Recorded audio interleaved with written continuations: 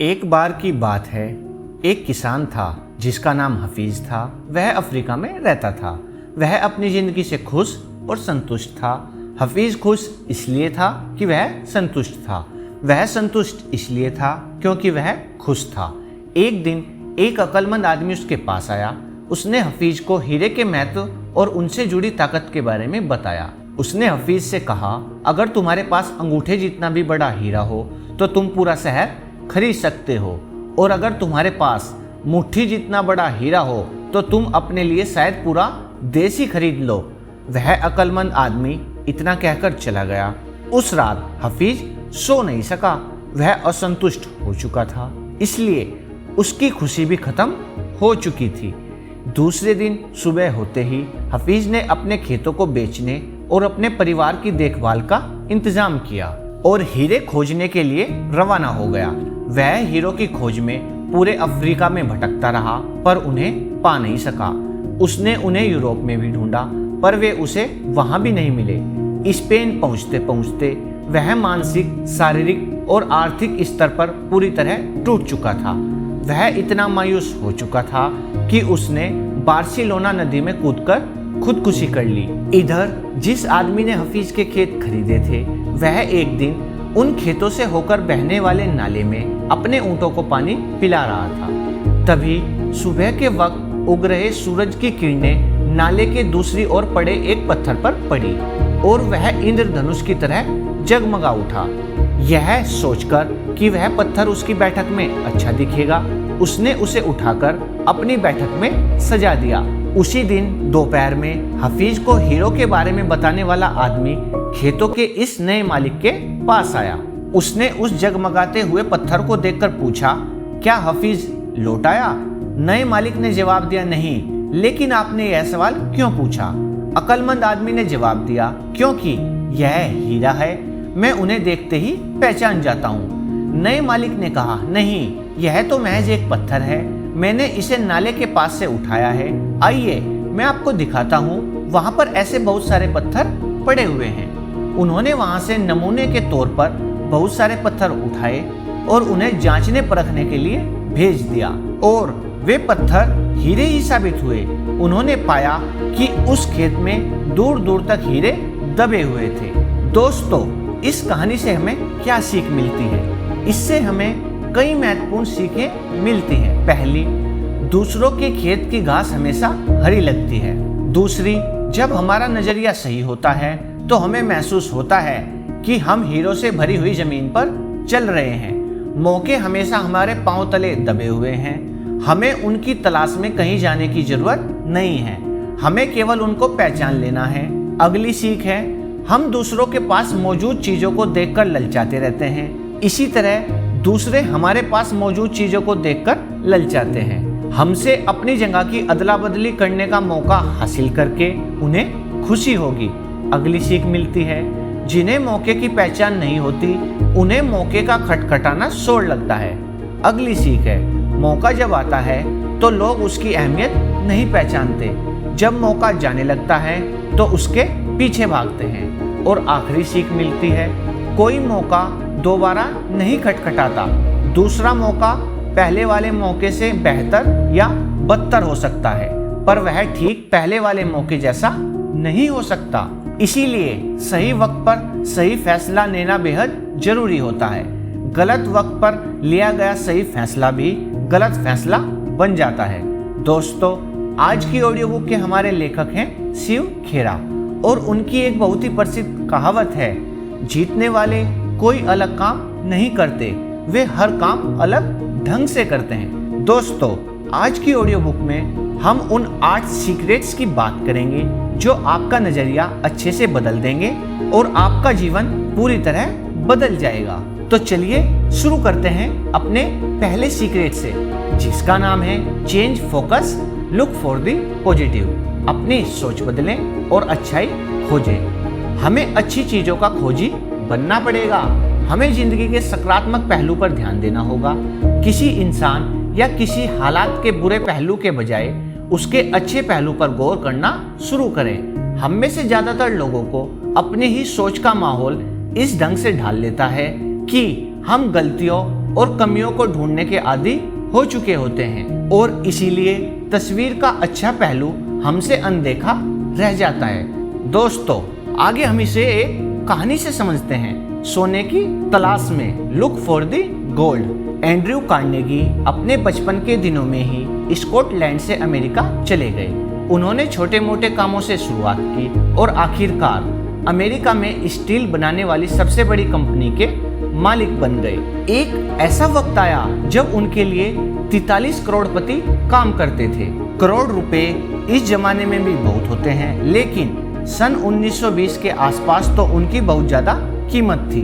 किसी ने कार्नेगी से पूछा, आप लोगों से कैसे पेश आते हैं? उन्होंने जवाब दिया, लोगों से पेश आना काफी हद तक सोने की खुदाई करने जैसा ही है। हमको 1 तोला सोना खोद निकालने के लिए कई टन मिट्टी हटानी पड़ती है, लेकिन खुदाई करते वक्त हमारा ध्यान मिट्टी पर नहीं बल्कि सोने पर रहता है। एंड्रयू कार्नेगी के जवाब में एक बहुत महत्वपूर्ण संदेश छिपा हुआ है। हो सकता है कि किसी इंसान या किसी हालात में कोई अच्छी बात साफ तौर पर दिखाई ना दे रही हो। ऐसी हालत में हमें उसे गहराई में जाकर तलाशना होगा। हमारा मकसद क्या है? सोना तलाशना। अगर हम किसी इंसान या किसी चीज में कमियां ढूंढेंगे तो हमको ढेरों कमियां दिखाई देंगी, लेकिन हमें किस चीज की तलाश है? सोने की या मिट्टी की? कमियां ढूंढने वाले तो स्वर्ग में भी कमियां निकाल देंगे। अधिकतर लोगों को वही मिलता है जिसकी उन्हें तलाश होती है। अगला सीक्रेट है, make a habit of doing it now. हर काम फौरन करने की आदत डालें। जब मैं बड़ा हो जाऊंगा, when I become a big boy. यह वैसी ही बात है जैसे कि कोई छोटा बच्चा कहता है, मैं बड़ा होने पर फला काम करूंगा जिससे मुझे खुशियां मिलेंगी। जब वह बड़ा हो जाता है तो कहता है, मैं खुशियां पाने के लिए फला काम कॉलेज की पढ़ाई समाप्त करने के बाद करूंगा।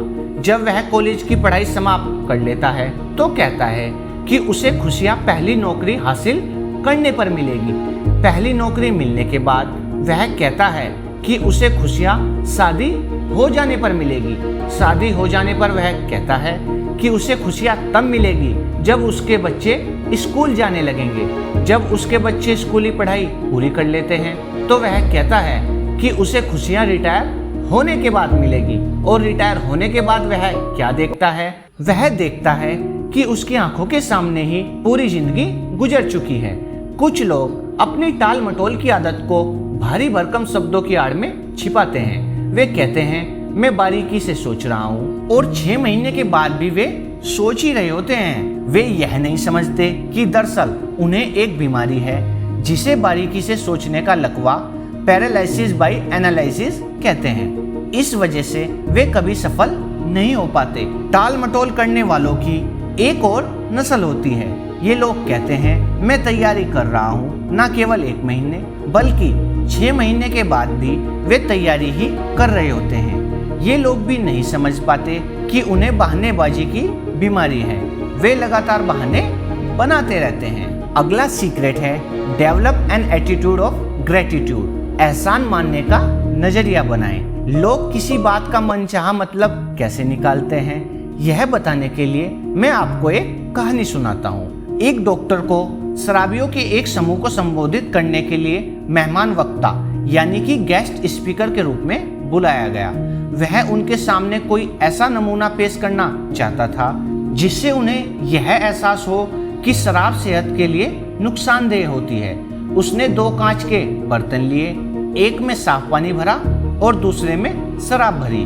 उसने साफ पानी में एक केंचुआ डाला, वह आसानी से तैरता हुआ पानी के ऊपर आ गया। फिर उसने एक केंचुआ शराब में डाला और वह सबकी आंखों के आगे टुकड़े टुकड़े हो गया। वह यह साबित करना चाहता था कि शरीर के अंदर शराब का ऐसा ही असर होता है। नमूना पेश करने के बाद उसने शराबियों के समूह से पूछा कि उन्हें इससे क्या सीख मिली। उसका सवाल सुनकर पीछे बैठे एक शराबी ने जवाब दिया, इसका मतलब यह है कि शराब पीने से हमारे पेट में कीड़े नहीं होंगे। क्या उस कहानी का यही संदेश था? बिल्कुल नहीं। किसी बात का मनचाहा मतलब ऐसे ही निकाला जाता है। हम वह नहीं सुनते जो हमें सुनाया जाता है, बल्कि हम वह सुनते हैं जो हम सुनना चाहते हैं। हमें मिली बहुत सारी नियामतें यानी कि ब्लेसिंग्स छिपे हुए खजाने की तरह हैं। हमें अपनी दिक्कतों के बारे में नहीं बल्कि अपनी ब्लेसिंग्स के बारे में सोचना चाहिए। दोस्तों, अगर आपको हमारी ऑडियो बुक अच्छी लग रही है तो आप चैनल को लाइक, शेयर एंड सब्सक्राइब जरूर करें। तो चलिए अपने अगले सीक्रेट की ओर बढ़ते हैं। Get into a continuous education program, लगातार ज्ञान हासिल करने का कार्यक्रम बनाइए। आइए पहले हम अपनी कुछ गलतफहमियों को दूर करें। आमतौर पर माना जाता है कि हम स्कूल कॉलेजों में शिक्षा प्राप्त करते हैं। कई देशों में आयोजित की जाने वाली सेमिनारों में मैं अपने श्रोताओं से यह सवाल अक्सर पूछता हूँ, क्या हम स्कूल कॉलेजों में वास्तव में शिक्षा हासिल करते हैं? इस बात पर आमतौर पर सहमति है कि वहाँ शिक्षा कुछ ही लोग हासिल कर पाते हैं और ज़्यादातर लोग उससे वंचित रह जाते हैं। मेरी बात का गलत मतलब ना निकालें। हमें स्कूल कॉलेजों में ढेर सारी सूचनाएं हासिल होती है। शिक्षित होने के लिए सूचनाएं भी जरूरी हैं, लेकिन उसके साथ ही हमें शिक्षा का सही मायने भी समझना चाहिए। बौद्धिक शिक्षा यानी कि इंटेलेक्चुअल एजुकेशन हमारे दिमाग पर असर डालती है, जबकि नैतिक शिक्षा यानी कि वैल्यूज बेस्ड एजुकेशन हमारे मन को प्रभावित करती है। यदि शिक्षा मन को ट्रेनिंग नहीं देती तो वह खतरनाक हो सकती है। अगर हम अपने दफ्तर, घर और समाज में लोगों के चरित्र का निर्माण करना चाहते हैं तो हमें उन्हें एक स्तर तक नैतिक शिक्षा देनी ही होगी। ईमानदारी, दया, साहस, दृढ़ता और जिम्मेदारी जैसी बुनियादी गुण विकसित करने वाली शिक्षा बेहद जरूरी है। हमें ज्यादा अक्सर शिक्षा की जरूरत नहीं बल्कि चरित्र बनाने वाले शिक्षा की है। नैतिक स्तर पर शिक्षित आदमी जिंदगी में उस आदमी की तुलना में ज्यादा कामयाबी और तरक्की हासिल कर सकता है जिसे ज्यादा अच्छी शिक्षा मिली हो पर जिसके पास नैतिकता की पूंजी बिल्कुल ना हो। ऑथर कहते हैं, ज्ञान शक्ति नहीं है, नॉलेज इज नॉट पावर। हमें अक्सर बताया जाता है कि ज्ञान शक्ति है, लेकिन यह असलियत नहीं है। ज्ञान तो महज जानकारी का नाम है। ज्ञान में शक्ति बनने की क्षमता है और यह तभी शक्ति बनता है जब इसका इस्तेमाल किया जाता है। एक इंसान पढ़ना नहीं जानता, दूसरा पढ़ना जानते हुए भी नहीं पढ़ता है। दोनों में क्या फर्क है? बेन फ्रैंकलिन के मुताबिक कोई खास फर्क नहीं है। सीखने और खाने में काफी समानता है।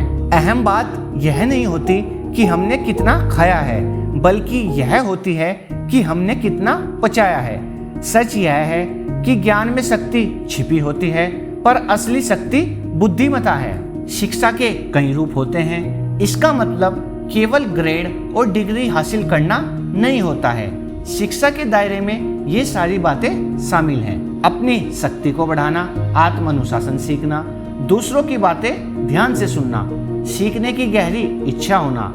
हमारा दिमाग मांसपेशियों की तरह होता है, उसका तेज या मंद होना इस पर निर्भर होता है हम उसका कितना इस्तेमाल करते हैं। अगर आप सोचते हैं कि ज्ञान पाना महंगा है तो अज्ञानी बन के देखो। अगला सीक्रेट है, build a positive self steam. अच्छे स्वाभिमान का निर्माण कीजिए। स्वाभिमान क्या है? What is self esteem? स्वाभिमान खुद अपने बारे में महसूस करने का नजरिया है। जब हम अपने बारे में अच्छा महसूस करते हैं तो हम बेहतर काम करते हैं। घर और दफ्तर में हमारे रिश्ते बेहतर हो जाते हैं। दुनिया हमें ज्यादा अच्छी लगने लगती है। इसकी वजह क्या हो सकती है? वजह यह है कि हमारी भावनाओं और व्यवहार में सीधा रिश्ता होता है, क्योंकि हम किसी चीज या बात के बारे में जैसा महसूस करेंगे वैसा ही उसके प्रति व्यवहार करेंगे। अब सवाल आता है, स्वाभिमान कैसे विकसित करें? How do we build positive self esteem? अगर हम अच्छा स्वाभिमान जल्दी बनाना चाहते हैं तो इसका सबसे अच्छा तरीका यह है कि हम कुछ काम ऐसे लोगों की मदद के लिए करें जो उसका बदला ना तो पैसे से ना ही कुछ और देकर चुका सकते हैं। दोस्तों, इसको एक कहानी से समझते हैं। ऑथर बताते हैं, कुछ साल पहले मैंने कैदियों को नजरिया और आत्मसम्मान विकसित करने के तरीके सिखाने का एक कार्यक्रम चलाया था। उस दौरान मैंने कुछ हफ्तों में ही इतना कुछ सीखा जितना कि मैं सालों में नहीं सीख सका था। 2 सप्ताह तक मेरे कार्यक्रम में भाग लेने के बाद एक कैदी ने मुझे रोककर कहा, शिव, मैं कुछ ही हफ्तों में जेल से रिहा होने वाला हूँ। मैंने उससे पूछा कि उसने नजरिया बनाओ कार्यक्रम से क्या सीखा। वह कुछ देर सोचता रहा। उसके बाद उसने कहा कि वह अब अपने बारे में अच्छा महसूस कर रहा है। मैंने कहा, मेरे लिए इस अच्छा शब्द का कोई मायने नहीं है। मुझे यह बतलाओ कि तुम्हारे व्यवहार में खास बदलाव क्या आया है। दरअसल मेरा मानना है कि यदि सीखने वाले के व्यवहार में बदलाव ना आए तो यह नहीं माना जा सकता कि उसने वास्तव में कुछ सीखा है। उस कैदी ने मुझसे कहा कि अब वह हर रोज बाइबल पढ़ता है। तब मैंने उससे पूछा कि बाइबल पढ़ने का उस पर क्या असर पड़ा है। उसने जवाब दिया कि अब वह खुद को अपने साथ और दूसरों के साथ बेहतर महसूस करता है। ऐसा उसने पहले कभी महसूस नहीं किया था। मैंने उससे कहा, यह तो ठीक बात है, लेकिन सबसे जरूरी यह है कि जेल से छूटने के बाद तुम क्या करोगे। उसने मुझसे कहा कि वह समाज का एक जिम्मेदार सदस्य बनने की कोशिश करेगा। मैंने अपना सवाल दोहराया तो उसने फिर वही जवाब दिया। मैंने उससे एक बार फिर पूछा, जेल से छूटने के बाद तुम क्या करोगे। जाहिर सी बात है कि मैं किसी अलग जवाब की उम्मीद कर रहा था, लेकिन इस बार उसने गुस्से से भरी हुई आवाज में जवाब दिया, मैं समाज का एक जिम्मेदार सदस्य बनूंगा।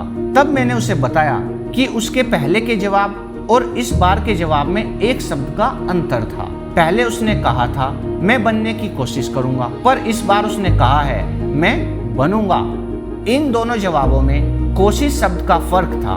हम कोई काम करते हैं या नहीं करते हैं, वह कोशिश शब्द उसकी जेल वापसी के लिए दरवाजों को खुला रखता। हमारी बातचीत सुन रहे एक दूसरे कैदी ने मुझसे पूछा, शिव, क्या तुम्हें यह सब करने के लिए कुछ मिलता है। मैंने उससे कहा कि मुझे यहाँ पर जो भावनात्मक संतुष्टि मिल रही है वह पैसे से ज्यादा कीमती है। तब उसने पूछा, तुम यहाँ क्यों आते हो। मैंने कहा, मैं अपने स्वार्थ की वजह से आता हूँ। मैं इस दुनिया को जीने के लिए एक बेहतर जगह बनाना चाहता हूँ। इस तरह की आत्मसंतुष्टि लाभदायक होती है। संक्षेप में कहा जाए तो हम व्यवस्था में जो लगाते हैं हमको हमेशा उसका पुरस्कार भी मिलता है, और कई बार तो वह हमारे लगाए गए से बहुत ज्यादा होता है। लेकिन हमको लगाते समय बदले में कुछ पाने की इच्छा नहीं रखनी चाहिए। एक और कैदी ने कहा, लोग जो करते हैं वह उनका निजी मामला है।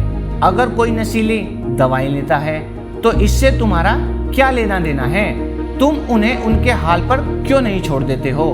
मैंने जवाब दिया, मेरे दोस्त, हालांकि मैं तुमसे सहमत नहीं हूँ, फिर भी मैं तुम्हारी यह बात मान लूंगा कि उससे मेरा कुछ लेना देना नहीं है। लेकिन क्या तुम मुझे यह गारंटी दे सकते हो कि जब भी कोई नशीली दवाई खाकर कार चलाएगा तो उसकी कार केवल पेड़ से ही टकराएगी। तुम इसकी गारंटी दो तो मैं तुम्हारी बात मान लूंगा। अगर तुम यह गारंटी नहीं दे सकते कि उस कार से टकराकर तुम, मैं या हमारे बच्चे मौत के शिकार नहीं बनेंगे, तो फिर मेरा यकीन करो कि उस बात से मेरा संबंध है। मुझे उस आदमी को सड़क से दूर रखना होगा। दोस्तों, अब अपने अगले सीक्रेट की ओर बढ़ते हैं, जिसका नाम है stay away from negative influences. नकारात्मक असर से बचें। आजकल के नवयुवक यानी कि टीनेजर्स बड़े लोगों के व्यवहार और मीडिया से बहुत जल्दी प्रभावित हो जाते हैं। साथियों का दबाव केवल बच्चों और किशोरों पर ही नहीं बल्कि बड़े लोगों पर भी असर डालता है। स्वाभिमान की कमी की वजह से लोगों में नहीं धन्यवाद कहकर बुरे असर से दूर रहने की हिम्मत नहीं होती। ये नकारात्मक प्रभाव क्या है? अधिकतर लोगों के लिए यही बात सच है। जैसा कि ओलिवर वेंडहोल होम्स ने कहा है, हमारी जिंदगी का सबसे दुर्भाग्यपूर्ण पहलू यह है कि ज्यादातर लोग मन में कुछ करने की इच्छा लिए ही कब्र में चले जाते हैं। हम अपनी ही दूरदर्शिता की कमी की वजह से बेहतरी हासिल नहीं कर पाते। अगर हम चील की तरह आकाश की बुलंदियों को छूना चाहते हैं तो हमको चील के तौर तरीकों को सीखना होगा। अगर हम खुद को कामयाब लोगों के साथ जोड़ेंगे तो हम भी कामयाब हो जाएंगे। अगर हम चिंतकों के साथ जुड़ेंगे तो चिंतक बन जाएंगे। यदि हम देने वालों के साथ रहेंगे तो देने वाले बन जाएंगे, और अगर हम नकारात्मक सोच वाले लोगों के साथ रहेंगे तो वैसे ही बन जाएंगे।